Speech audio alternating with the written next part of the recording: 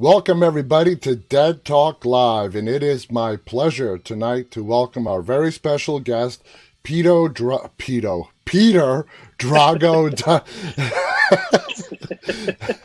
Tiemann. Peter, how you doing? Good. Thanks for having me, Biz.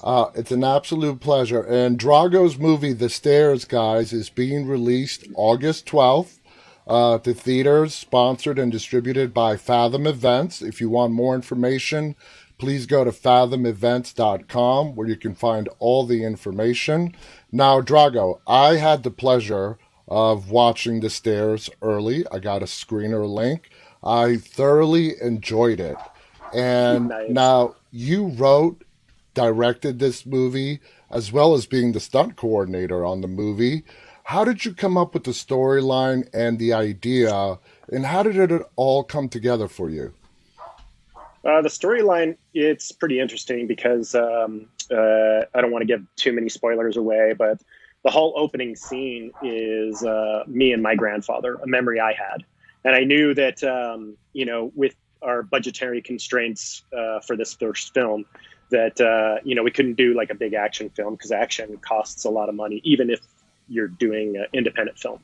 And so I was like, okay, well, with our budget, we can do a horror film. So then I started trying to figure out, like, I knew I wanted a hunting horror or, based off of my memory with my grandfather, and or like a hiking horror. And it ended up like fusing together, actually. But so started figuring out, like, started off with, okay, gonna definitely have a hunting sequence, and then where does that go from there? So then I started looking on the internet for like urban legends, because I definitely know I wanted a cryptid horror with a creature. And so all of the urban legends that I was stumbling across just really weren't filling that niche for me for this Hmm. first time. And then I came across this forum where people were posting about like random stairs that they found hiking in the woods or up on a mountain, and it like instantly dawned on me. I'm like, oh, this is great. That could be the catalyst. Yeah. And so from there, I called my partner Jason Lowe, who was my writing partner, and just told him my idea. We sat in a room for 6 months and made an original story based upon just some random stairs in the woods that are kind of creepy for people to see. I would say these stairs is now people might get the vision of these stairs like these old rickety wooden stairs. They're not. These are like mansion type stairs, which makes it Yeah. very unique. Now, how did you go from being a stunt coordinator and special effects, which is like your forte, to writing and directing a feature film? And did you take any of your experiences from like the set of Z Nation or Alone and apply it to the stairs? For sure. Every production I've been on over the years, been 20 years in stunts, about 12 to 15 as a effects coordinator. And yeah, every production I've ever been on, I've always asked multiple questions. I'm like on set the whole time, right next to the camera, right next to the DP, right next to the director. And I was just constantly hungrily asking questions, like why this lens and why this camera and why this setup. And just basically the last 20 years has been my on on the job training, and it just kind of came naturally. Where I got my background was a friend of a friend called me up in 1999, and they needed a guy to fall down some stairs for a little short film. And so I was like, sure, I could be this drunk guy that falls down some stairs. So went to the local Big Five, grabbed some padding and some hockey gear, and threw it on, and then threw myself down the stairs. And then we did about like three different takes. And then I heard that it did really well in their festival market. And then a couple other of his friends started calling me because they were like, who'd you get to do this stunt? And then after about like doing two more films over the course of 2 years, I was like, man, I should probably like look and see if there's a school. Looked up the school, and there was the International Stunt School, which is actually in Washington State. Went through that, and then the rest is history. I've been doing it since 2001. Is that where, I mean, right now, I mean, this is your directorial debut with the stairs, but is your heart, in stunts? And you've also dabbled a lot in special effects. Where does Yeah. special effects fit in with the stunts that you've worked on before? Well, I come from the Pacific Northwest up in Seattle, Washington, Oregon, Idaho area. And there's not a whole lot of big projects. So for a stunt coordinator, like I'd be working full time, like down in LA or a major production hub, but not so much up in Seattle. It's mostly like a commercial town. Hmm. And so because of that, there's also not too many special effects guys, or if there is one, then if a production comes in, they grab that guy, and then there's nobody else for any of the other productions. So Yeah. I just started multitasking because I had a mentor in the pyro business that showed me how to do fireworks and pyro. His name's Rick Olson with Pyro Fire and Effects in Gig Harbor, and so it was just kind of a natural progression to go. Hey, stunts deals with explosions and fire and car crashes. Why not cross over and do some special effects and shoot some squibs and make some explosions, and then jump on it as needed if they need stunts. Now, So basically, it was that. when it comes to special effects, do you have any favorites from the past that you would call your inspiration, like the Savinis, the Mm. Bakers, anything like that? Oh, what do you mean? Sorry. Like when it comes to special effects, you have like the greats from the past, like Tom Oh, Savini. I see what you're saying. Who was? Did you have anybody that you looked at their work as inspiration? Well, like Savini, I think does more of like creature effects, Mm-hmm. whereas I do more. I do mechanical effects, Yeah. which is wind, snow, rain, explosions.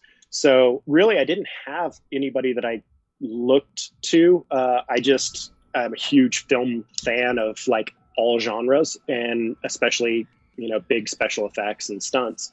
And so I just really dissected a lot of films over the years and just knew what worked and what didn't. So, and then I had some really good mentors that taught me special effects. That is very important, Yeah, especially in stunts. There are not that many schools. I've spoken to no, stuntmen before. There's not a lot of training schools, so it's a lot of on-the-job training. And yes, you getting attached to an established stuntman, hanging with them, going along and learning the trade, and it has exploded. You have been in a ton of movies, and now you're a yeah. very well established stunt coordinator. Now, going back to the stairs, what was your favorite scene to shoot, and which one Mm. was your least favorite scene to shoot? I really didn't have a least favorite. They were all just fun and interesting. They were hard at times, like we had rain for a couple of days, but I really do. I not at all have a least favorite. I think they were all my favorite. Uh, Probably, I mean, other than doing the body burn, I would say probably the box truck or the campfire scenes were probably my top favorite scenes to do. Just because it starts off in the day, and then we move over to the night. Classic horrors at night. So get really excited once we went over to our night shoots. I was like just buzzing. I didn't even need any coffee at that point because I'm like, here we go. It's time for some horror. Now, as a stunt coordinator, you're in charge of the stuntman, making sure they're safe, the Yes. set is safe. The burn scene, which we're not going to spoil, but was that you as the stuntman, or was it one of your other stuntmen that did that body burn scene? That was me performing Wow. the end scene. We did it on the last day so that just to make sure safety wise that if I got hurt, I stumbled or injured myself, that we could get most 99.9% of the film in the can. So we did it the very last night, and then I had some our stunt team is amazing. AJ, Ryan Spicard, Jason Lowe. We had Jeff Mendenhall, who was helping out, Brandon. We had a bunch of people on set that was just kind of all hands on deck. So that at that point, when I'm the performer, Yeah. everything's taken away from me. There's no Hmm. decisions. So that's why I have AJ and Ryan take over, because it puts you in a certain state. Your endorphins are going, everything's kind of buzzing. So it's really good to hand that over to somebody that you can trust and pull it off. And they did. So I was able to just do the performance that night, and that was it. And it would make sense you would do the body burn scene because you are very experienced. Was that a process and a decision, or did you as a director and the stunt coordinator say, you know what, guys, I'm going to take this? Yeah, that was. I knew right away.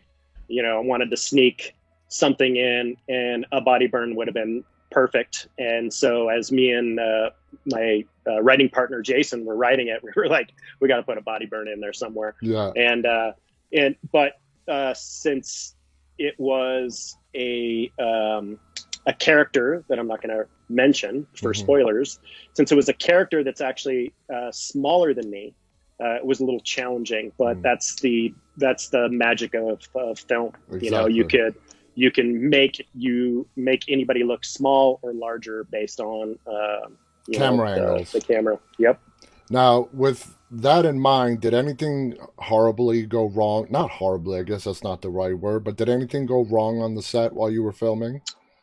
No, just I think the only downside was we had a couple of really dialogue heavy nights, and it started raining, and it was specifically around the stairs, and it just looked so bad that we ended up just calling it. And I think we went home early that night, and then we regrouped. And then for the next 2 nights, we were just like, we're going to go into the box truck and start shooting that scene. And then we had to put like all these dampeners on the top of the truck because the rain coming down off of the trees is so loud when it groups and creates big raindrops. So that was a hard part to get past because it sounded like popcorn. So luckily our sound guy pulled it, or sound designer pulled it off, and Tara, our person who was capturing the sound on set, did an amazing job. That we didn't have to do any ADR, thankfully. Good. Now, what made you decide to cast John Snyder in his role, and more importantly, in a horror film? We really were looking carefully at kind of iconic figures that haven't been in a horror film, or haven't been in any kind of breakout horror films, mainly because I really love his acting. I thought he was amazing on Smallville, Dukes of Hazzard. I mean, I grew up with him as a kid, and thinking to myself, I want to be a stunt guy, and so kind of came full circle to accidentally have him on set, and basically act for us and be there. Now, have you always been a horror? Because the majority of your work is involving horror, so I'm assuming you're a huge horror fan. Have you always been a horror fan? I've always been a horror fan. I used to piss my mom off by sneaking out at night and at midnight after she would fall asleep and watch the Elvira show. And I remember that. Oh man, I still remember it to this day. It's some good times, and the cheesier the better. I was so young, the cheesy was good because at that point I was so impressionable. I'm glad I didn't stumble upon any hardcore, Italian horror or any of those. Yeah, any of the Dario Argento stuff. And, yes. Yeah. Oh, I love that stuff. Now as an adult, I love it. Oh yeah. He was great. Yes. Now, besides the Elvira show and stuff, what horror movies made the biggest impact on you and really cemented you as a horror fan? I think, truthfully, it was probably Evil Dead. Love that. And it was the first one, not the commercially successful one.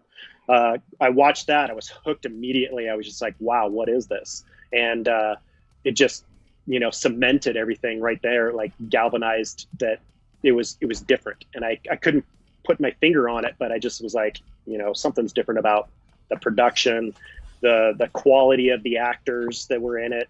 And then when they came out with, the next one that was even campier and funnier, I was just like, I was sold. I just knew at that point. Now let's talk about, the making of this film. When you and your writing partner sat to write it, did you have a production team that was ready to take it on, or did you guys write this and then go lobbying for production, and then eventually, how did it end up with Fathom Events, who is distributing it. The movie is being released, guys, on August 12th. So walk us through the whole process. Did you guys have that in place as you were writing it, or did it happen as you went along? We had funding in place, and it was me and my producer partner, Amanda Jones. It's our production company, Wandering Dragon Productions. And so we knew what our budget was going into it. And that was another reason why it was so easy to kind of write the script. And I don't say easy lightly, because writing a script is not easy. But it was easier because we already knew what our budget constraints were, and to kind of like figure out all the problems that we're going to run in. But the problem was we were such a small production team. It was just me, my production partner, and Jason, my co-writer, and then anybody else, Ryan Spicard, in the beginning that we would just bounce ideas off of or start location scouting. So really, until we were maybe 2 weeks to camera up, it was just like four of us doing everything. Yeah. And I got to say, I'm a big supporter and fan of independent films. I think independent films are the backbone of the entertainment industry. Now, going deeper into the Stairs plot line, like we talked about in the pre-call, you took the basic, horror story, take a group of people, drop them into the woods. Right. But then from there, guys, when you watch the movie, you can throw all the cliches out the window. Whatever you've seen in past horror, do not expect it in the Stairs. A really unique twist. What inspired you to, I don't want to give anything away, but there are a lot of question marks in the movie. Is it paranormal, extraterrestrial? Is it a part of Earth? There's the question of even time travel. How did that all come together with you guys when you were writing it? It was funny. We were, truthfully, me and Jason, we sat in my office for like 6 months, just yelling at each other and just slamming words down on a keyboard. And we were like taking ideas and throwing them up on the board on sticky notes. Like, what do you think about that? Cool. Yeah, let's do that. And then, it just kind of evolved to what it is now, with an amalgamation of so many ideas from him and me that it's kind of sci-fi, but it's like I feel it's more like interdimensional. Yeah, and that's exactly how I would put it too. Guys, you got to watch this movie. We don't want to give spoilers away. We're not going to give spoilers away. It's so hard for me not to. I want to. Yeah, but you guys, you got to see this. It throws every horror movie in the woods, all the cliches out the window. Now, Adam Corson is the star of the movie. How did Adam get involved with the project? Adam was through a casting agent, Jeremy Gordon, and he put him in front of us at the time. We were having like open casting, and had him read for it, do a little video, and I just knew right away that he was going to be perfect for the role. And I mean, the rest is history at that point. But yeah, he's just, his broad range of emotion and his delivery of comedy, was so important. And it wasn't just the delivery of the comedy, it was the subtlety of it. That's exactly what I was going to say. It was very subtle. Yes. Very subtle. It felt like I was watching this live, when we watched it in the editing room. It felt like I was hiking with these people and experiencing this live and not just watching a movie. So it was so fun. He did an amazing job. He did. Now, from the start of principal photography to wrap, how many days did that take? I believe it was 19 days. 19 we days. we had 19 shooting days and we had weekends off. So it was just a little over a month. Okay. Now, you have been on sets for a long, long time. Was there any surprises when you took the role, the big chair behind the camera as director, that you were not expecting? I'm assuming. Yes. Okay. Oh, go ahead. No, I was going to say, being such a veteran on sets, I don't know, sometimes I've spoken to people who directed for their first time. There are surprises. There aren't any surprises. So I want to hear your take on that. The once we got shooting, everything just kind of fell in. It just became normal. What the hard part was is the night before.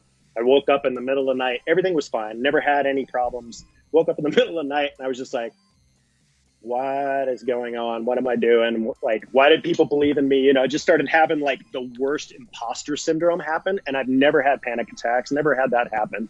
And I was just like sitting there fighting myself for like 2 hours, knowing that morning, in the next 4 hours, I had to get up. And I was just like struggling. And finally I was like, what do dude, you've been on sets a bunch of times. Like, you got all these people that just are just trusting in you. They believe in the project. Like, just go forward. So that was kind of a weird little monkey wrench. And then once we started filming, it was fine after that. So you have two other movies that are in pre-production. Uh, did you just love the experience of directing that moving forward? Uh, I don't want to say leave behind, but you want to sort of put stunts, as something you still want to do, but want to focus now on directing and writing. Yes. I definitely want to focus more on directing and writing, but I'm also not putting stunts behind me because it is Mm. such a huge passion of mine.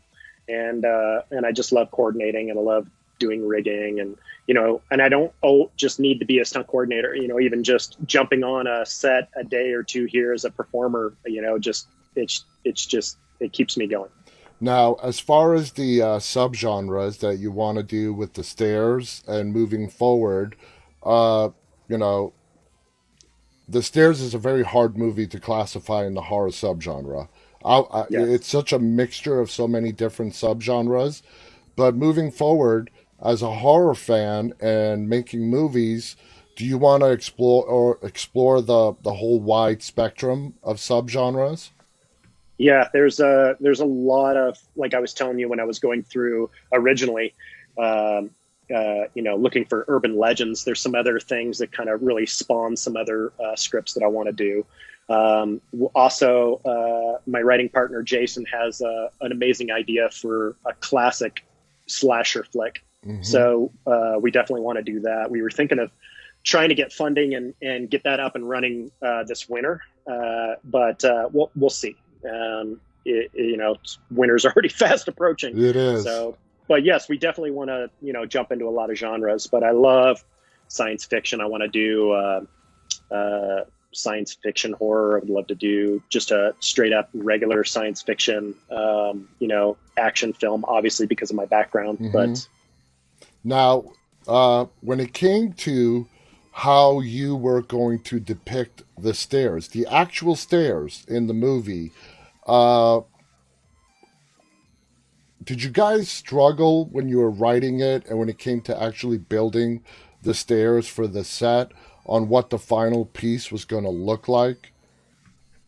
no, I always had that in my mind from the very inception. I was like, I already knew exactly how I wanted to look, and that's, the only thing that I didn't know was like lighting. At first, we were thinking about just putting, like some sconces in the. I don't want to give too many spoilers away, but the other offshoots of the stairs, and then eventually thought that it'd be really cool. I can't remember who came up with it, if it was Jason or Peter Spawn, who was our designer who built the stairs and also did our mechanical puppets for our movie. I can't remember who came up with the idea of the chandelier, but as soon as that was there, it was just so obvious that the Yeah, chandeliers needed to be in there. yeah, So, yeah. but the look and feel of the stairs was there from inception, and then Okay. it just kind of grew, when I handed it over to Peter Spawn to start building them. Okay, okay. Now, before you guys started writing the script, how long were you guys toying with the idea of this movie? Before you actually started putting anything on paper, or in this case on a computer, how long was this idea roiling in your guys' minds of making this kind of story? Um, this specific story, or Yeah, just a story in general? this story for This Stairs. this specific story um, basically happened December of 2019. And then me and Jason, my co-writer, started writing in February, and then we were done by May or June, I believe. So we worked on it for about 6 months. So really, the concept was very short. Okay. Or the idea of it. Now, I have spoken to quite a few people who co-wrote screenplays. It's really different than a person who by themselves comes down and writes a screenplay. And people who co-write screenplays, they have a different methodology on how they do it. So when it came to The Stairs and your co-writer, how did you guys, assign tasks, for lack of a better term, and split up the work? And when it came to writing the dialogue and the scenes and the entire screenplay itself? Man, that's a good one.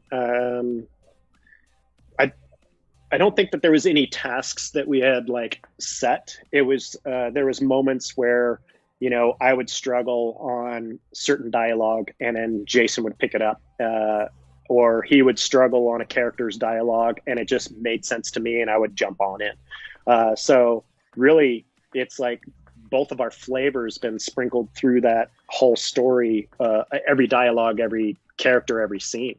I think there are a couple of scenes that, each of us really wanted to have and really pushed and fought to have those. And they're in the film, but I just can't remember which ones those are at the moment. Now, one of the hikers is Doug, who's a very eclectic character. Whose idea was to come up with the character of Doug? That was mine. It is a real life character that we love. That his name is also Doug, and he's the father of little Jesse in the movie. Oh, in real life. Wow. Yes. Okay. Yeah, and little Jesse Thomas Withington was on a episode of Z Nation. Yes. And since I was doing special effects on Z Nation, I saw his acting. It was his first role, I believe.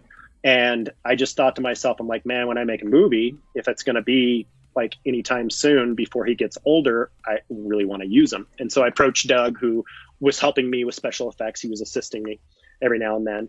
And now he's a transpo captain, does transportation for film and TV. But yeah, that's a real character. And I mean, obviously, we made him more fantastic, but Doug in real life is very similar to Doug in our film, who, he's just like makes off the cuff comments all the time. It's hilarious, but you can't help but love him. But yet he has, when the stuff becomes serious, he has a serious side. And I like that the character is diverse and he's actually very likable. Is that what you were going for? Were you going for Doug to be, oh my God, this guy, let him die? Or did you want the audience to connect with Doug? Really wanted the audience to connect with him because I think besides Adam's character, Adam Corson's, Josh Crotty, who played Dirty Doug, those were, our two favorite characters in there. And we thought it was very important to make him, a redeemable character and a loving character and, just over the top. And to Josh Crotty's, acting skills, I mean, he just pulled it off. So, I mean, you can write whatever you want to write, but it's up to the actors to read your script and then figure out what they want to do with it and your idea and your, scope of what you wanted. And in the end, really, it's all them. And Josh Crotty did an amazing job. Man, kudos to him. I love that character. I hear this a lot where directors say 70% of the job of directing is casting, and then you just get out of the actor's way. Yeah. There's it's funny, like the process. I'm sure a lot of vets know this, but I didn't know, and it was like such a learning process on this. That you come up with a story as a writer, and then most directors just they get scripts and they develop them, but there's quite a few that also write and direct. But it's interesting when you create a story. You have a story and you have an idea of that story. Then you hand it to your actors, and the actors change it because of their performance. Yes. And now it's not really what you envisioned, because it can't be as perfect as you envisioned unless you're one of the greats or something. But it was just so awesome to be able to sit there and see it kind of start to grow up. Kind of went basically when you handed it to the actors, it's like it's in its teenager years, Yeah. and then you hand it off to the editor, and now they're in their 20s, and then after the editor, it goes to sound design and score, and now it's a totally different film again, because you've added all the music and stuff. So you're just watching this thing grow up over the course of a year or two, and it was just an amazing process for me. It was great. Now, the setting of this film does take place in the woods, in the forest. Do you consider yourself a hiker, an outdoors person? Yeah, I used to be a King County search and rescue for many years. I was a ground pounder, and then went into the 4x4 Council, which is, anybody that would go and get hurt, twist an ankle, or we would also have Alzheimer's patients. So we'd go canvass, drive around, try to find the patient that got lost or whatever. Yeah. So yeah, I've been an avid climber, hiker, bicyclist. I mean, I just love the woods, and Pacific Northwest has some of the best. Yeah. Now, I'm assuming, but the movie was obviously filmed in the Pacific Northwest. Is that accurate? Yes. It was all filmed in Washington State, actually. I think most of the days were at Shoreview Park and Shoreline, and the film office there, the Shoreline film office, was just amazing. We actually lost our locations about a week before we were ready to shoot, and we had that place as a backup. And so I gave them a call. They helped us with our permits. They got them like last second for us, and we started shooting there. And then the majority of our night shoots were at my buddy Rory's house on Carnation, Washington. And then we shot the espresso scene at a live espresso place called the Espresso Chalet. Yeah. And that's actually where they shot Harry and the Hendersons as well. Really? Wow. Yeah. There's a name I haven't heard in a while. And Captain Fantastic, I think, did. I think both of them did like little cameos there, or showed up and shot some B-roll. That's awesome. Now, as the director, I assume you stayed with the film through the editing process, correct? Yes. Correct. Now, when that was all done and you sat and you watched the final product, were you like, all right, we got it. We did a good job. We got a good one here. Or did you like, man, I could have done this a little better. I could have done this a little differently. What was your reaction when you saw the final edited product? My reaction on the final product was, I was pretty emotionally happy. I was just like, after everything that we did and the time that we took on the edit, and then just giving it over to everybody for music and stuff, it was pretty emotional moment. And of course, you always look back, and it's a learning process. This is my first film. So, of course, I'm going to take all of the things that we did wrong, or the things that, I would have loved to have done on this film. Looking back in the editing, of course, you're like, oh, we should have got that, or we should have got more of this, but you can't live in that world. You have to just move on and then make another movie. Yeah. Yeah. Now, how hard was it to come up with the look of, let's call it, the antagonist in the film? Did that take a lot of going back and forth, and you guys coming up with different sketches and what you wanted this thing to look like? Yeah, it was.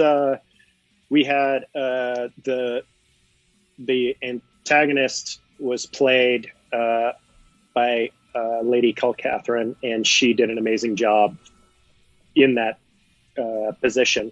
And so, because of her height and how small she was, there was certain limitations. So knowing that we used a company, sorry, forgot what their name is, Bandersnatch Studios. And we we were constantly asking, touching bases with them, like, what can we do? And the material that we're going to use was going to be really heavy and bulky. So knowing that going forward, it kind of helped us with our designs, and we kind of came up with a final design. Okay. You know?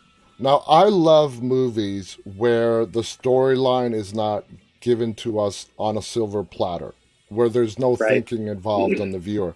The Stairs is exactly that. It's not delivered on a silver platter. It leaves a lot up to viewer interpretation of what exactly is going on. Is that what your goal is, for the viewers to walk away with and let them contemplate it and come up with their own theories as to what exactly happened on that hiking trail?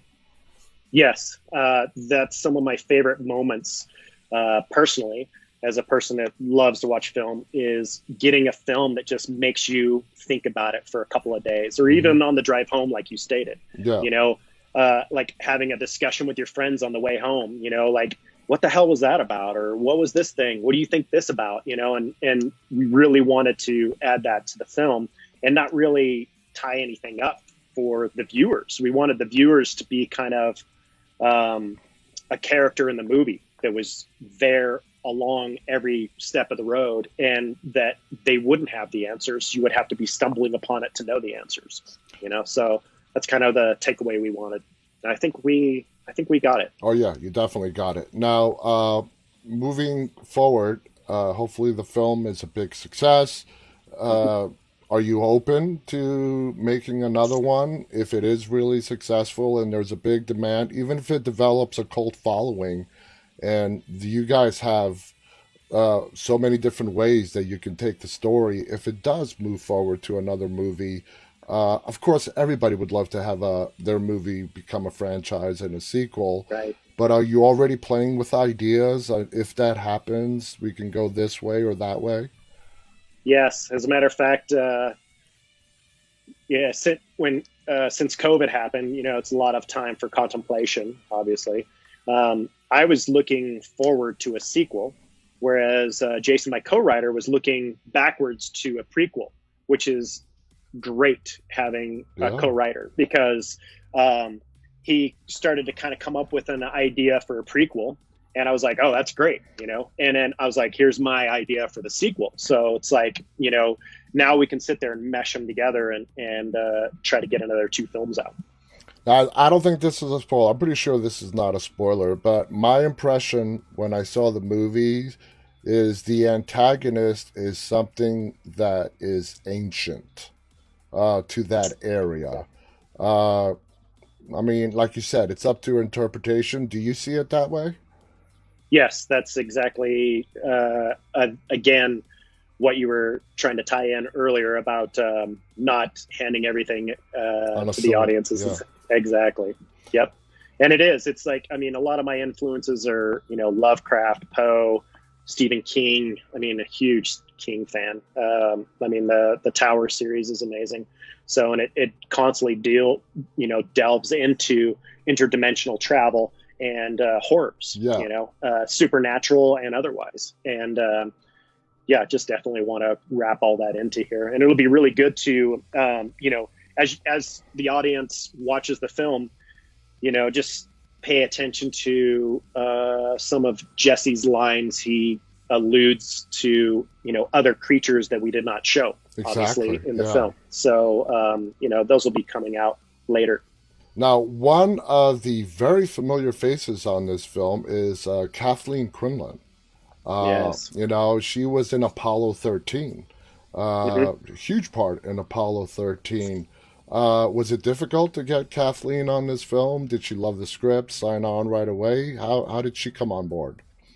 I believe she really liked the script. Amanda, my producing partner, was asking me, you know, who do you see that you would really like to get for your different characters?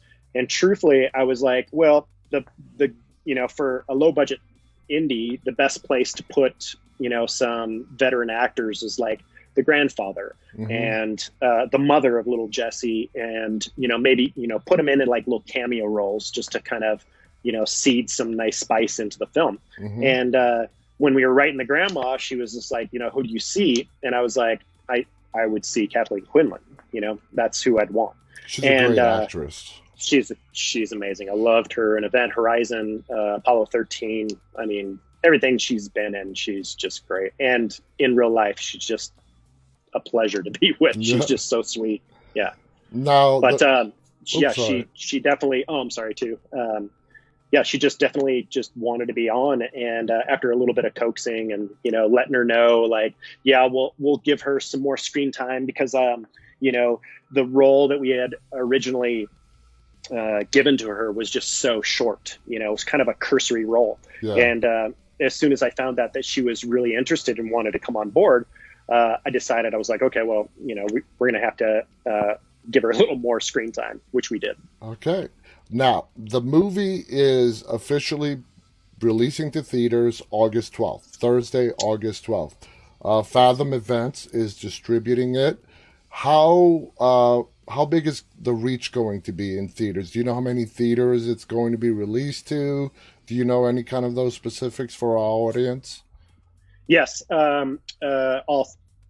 There's a link. You can put it up in your comments if you feel like you want to, Viz, to Fathom Events. Yeah. We were told it's in 700 theaters US-wide. Okay. And to let you guys know, Fathom Events is nice enough. They're giving us 2 tickets to give away to the premiere. And I think that is really cool. So stay tuned, guys. We'll be giving away 2 tickets to the premiere of The Stairs on August 12th. I have seen this movie. It is a must-watch for any horror fan. Drago, you did an amazing job on the film. I'm looking forward to seeing more of your work behind the camera.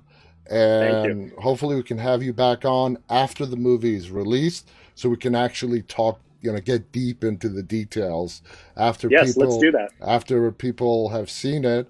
And like I told Drago, and you guys know, Adam Corson is going to be our guest right here on Dead Talk Live, like 4 days after the movie releases on August 16th. Peter, thank you so much for coming here. Any final thoughts you want to share with the audience before we say goodbye? I just hope you enjoyed as much as we enjoyed making it, just looking forward to making more art with my team. I got to tell you, as the day is getting closer, are you nervous?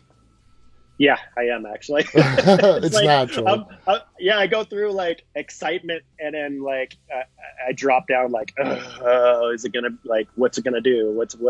But like I said before, you just gotta kind of, it's its own entity now. It's out of my hands, so you just gotta let it be what it is. And you're getting a theatrical release. I mean, it's not going straight to video on demand. That's huge. Right. That's rare for indie. Yeah, you're getting a theatrical release, and that says a lot. So that's, that's, guys, August 12th, the movie's being released. It's called The Stairs. Find it in your local theater. Definitely go check it out. Drago, thank you so much for being our guest today. I want to thank our audience for tuning in. Everybody stay safe, and until next time, stay walking. Take care, everybody. Bye-bye. Thanks, Viz. No problem.